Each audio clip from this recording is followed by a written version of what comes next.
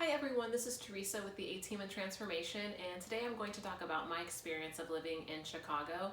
I lived there for 2 years before I left, and it was definitely a different experience living in New York and of course LA.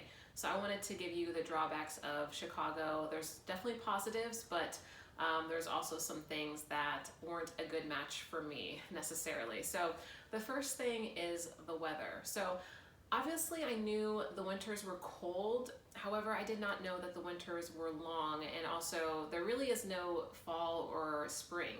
So when the winter comes and the winter is about to be over, you're like, okay, so here comes spring. I'm really looking forward to spring. And spring is more really just the rainy season. And then after spring, you're like, okay, well, here comes summer. I'm super excited about summer. And then summer comes and it's just hot and humid. Okay, and then you're like, okay, fall, right? Here comes fall. I'm excited about fall. And fall is just really a transition period of a couple weeks from summer to winter. So you kind of really are feeling like you're just looking forward to zero. You know, it's just like, okay, when is the nice weather? And really, the nice weather is in June. So you have 70-degree weather. It's not raining. So it's not raining. The temperature isn't freezing, it's not super windy, and so you're like, okay, nice weather in June. And then October can be warm or it can be cold, but generally October, the last few weeks are pretty nice, so you have a couple of weeks where it's fall, but there's no really solid spring season, and there's no really solid fall season in the sense of it being 3 to 4 months. So I remember one of the years that I was there, I literally wore a coat, like a heavy coat from October all the way to May. So that's 7 months of cold winter that you're going through. There is a thing in Chicago called seasonal depression, and it is very real. It is very real. I mean, there are weeks on end where there's no sun, absolutely no sun. And it really does affect your mental health. I'm telling you, it really doesn't. Coming from California and then being in such a drastic different environment where the winters are so long, it's like I went from a city where the weather is so beautiful and it's nice all year round to basically where you just have a few months where it's nice and then the rest of the weather is not so nice. So it was like completely night and day when it comes to the weather there. The way you take care of yourself is differently, you know, the way you take care of your car is differently.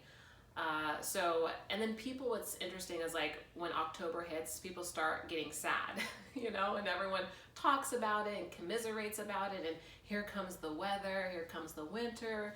Oh my gosh, what are we gonna do? They start kind of like planning and strategizing how they're gonna stay happy the winter. And a lot of people do leave in Chicago and go to Florida for the winters, but there's not a lot of people that can do that as well. So that is the first thing, the long winters with no spring and fall. Okay. The second thing is kind of aligns with the weather is the people feel that, what I notice is the people feel kind of trapped and stuck in Chicago, which is really interesting. So coming from California, as I said, California tends to attract a lot of freedom seekers, and Chicago, there's a lot of people that want to leave, but for whatever reason they feel stuck. Maybe it's a family obligation, a family business, they're close to a family member there, they don't want to leave, but there is this thing of I want to leave, but I can't. And you know, a lot of people don't really, that I met, and maybe it's just the people that I met, but I met a lot of people that don't like Chicago and don't like living in Chicago. The people that I did meet that really like Chicago, I noticed was they didn't really have a lot of experience traveling, or this was maybe they left their small town and this is the first big city that they've ever lived in or maybe been to, and so you know everything is comparable, and so living in Chicago for them is just, you know, kind of meeting their need for variety, and there's more adventure than their small town that they're from, and so for them, you know, just not having really anything to compare a lot to, they liked Chicago. So that was the second thing. The third thing about Chicago, and it's not really a positive or negative, just kind of depends on the person. But there's two types of people in Chicago. There's what I've noticed is there's the nice Midwest people, you know, Indiana, Wisconsin, a lot of people that are from those two states that live in Illinois. So you got the nice Midwest values, and then you've got what I call the Chicago bulldozers. And I always say, like, if you do not have healthy boundaries, do not live in Chicago, because they're very direct, very honest, and yeah, and again, to me, it goes back to intention, you know, and why someone's saying what they're saying for me. And I really appreciated it because their worst side is out, where LA, it's so covert and so inauthentic. And so I really appreciated the authenticity, even if it was kind of like with a punch in some ways.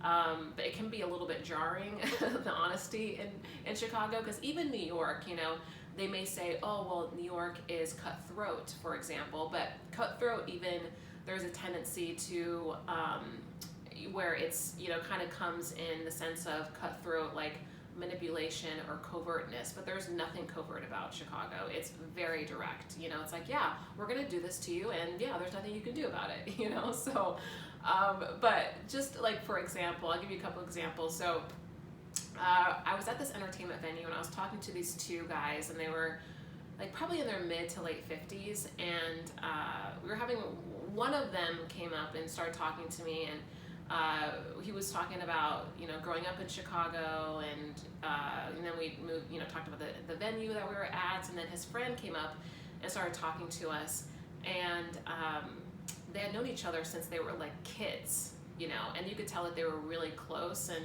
I thought that was, you know, super sweet. They had this kind of like genuine like relationship, and so I was asking questions about that, and they were asking me questions, and then about 10 to 15 minutes into the conversation, one of the guys said to me, he's like, yeah, he's like, you know, we don't like people, and we like you, you know. So it's just the directness of them is just really, really, I found it to be funny. I knew someone from Texas, and he did not like Chicago at all. You know, he was taught yes ma'am, no ma'am, you know, have really good manners. And to me, I prefer the directness and authenticity versus more of the nice nasty, someone saying something to you nice and not really meaning it, you know. I like that their worst side was out, you know. So another example is I was at this get together, and this girl was singing, and one of the guys said, he's like, oh, wow, I forgot that song, you know, I haven't heard that song for a while. And then another guy was like, yeah, but she's off key, you know. And it was funny because it wasn't meant to be mean or spiteful or rude or passive aggressive. It was just like an observation. She's off key, you know, this is observation. So like maybe other parts of the US would say that to be rude or to jab at you, but it was funny because you could tell it was just an observation. You're off key, you know, it is what it is, you know. So that was really funny. Another example of that is I was dating this guy, and he has a specific position and career where it would be unsafe, or for his safety, you wouldn't want to tell a lot of people what he does, especially in a place like Chicago. And so he bought this townhome, and then he told the real estate agent obviously what he does, and then I guess the real estate agent told his neighbor, and his neighbor and him were in a conversation, and he generally tells people that he's in like tech. And so his neighbor was like, you want to try again? Like, you know, like other people would just be like, okay, he doesn't want me to know what he does for whatever reason. I know, but he doesn't want me to know, and you know, that's fine. But it's just like, you're not getting anything past me type of thing. Like that's like Chicago for you. The fourth thing about Chicago is it is very corrupt. It is a very corrupt city. It really is. I've seen some things and heard some things, my own personal experience, that were pretty shocking, that it's just right out there, you know, no trying to hide it, nothing. And also people that I knew, friends, their personal experiences, their stories. Several of the last recent Illinois governors have been arrested for corruption charges. So that right there is just very telling of the city. Also, it's very common and it's a very popular trend for a certain type of, for a person or a certain group to go to a business and just say, hey, you know, if you want to keep your business, if you want to keep your business going, we're going to take a certain percentage or certain cut, you know, it's up to you.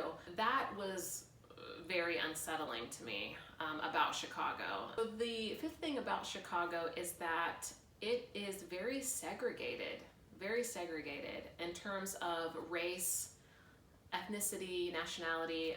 You know, living in LA, I felt that, of course, there are certain places where there's more of a certain race, and that's basically with like any city, any town.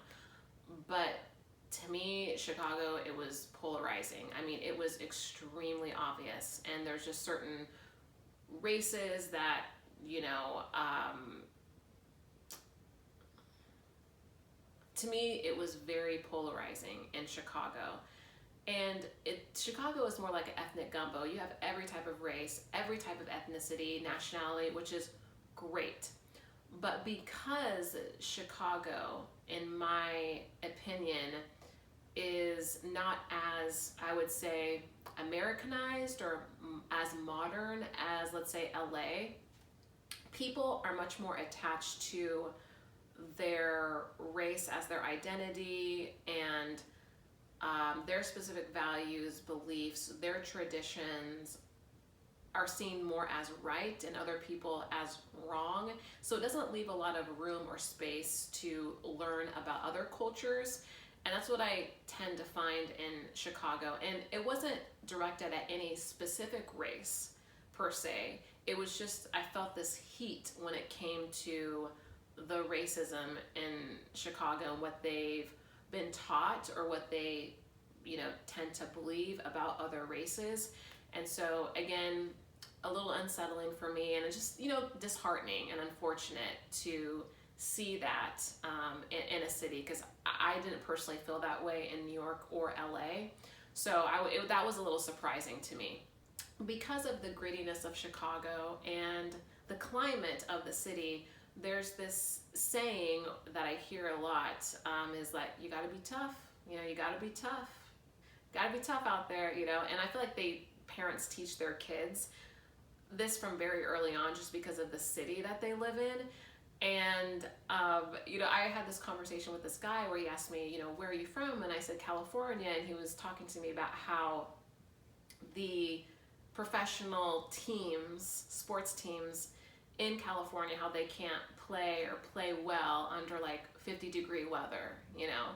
And he was like, you gotta be tough, you know? And so I definitely feel like in Chicago, there's this unhealthy masculine energy there where it's like they don't know how to be a man without shoving it down your throat, you know?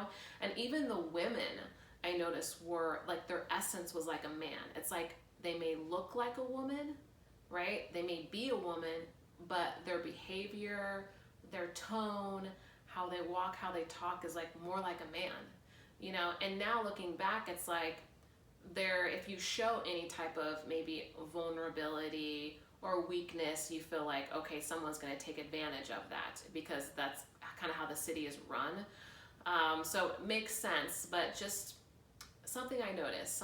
Second to last thing is the high taxes of Chicago, or of Illinois, I should say. So the high taxes. Now, if you go to other places, again, like California, they definitely have high taxes, but at the same time, you feel like you're paying something and getting something in return, right? You're paying for the lifestyle, the weather, the opportunities of California. Whereas in Chicago, you feel like I'm just paying high taxes and I'm getting in return crime, corrupt, and bad weather. So again, it's kind of like, why am I paying this? You know? So that is one of the things that I definitely did not like about Chicago and Illinois.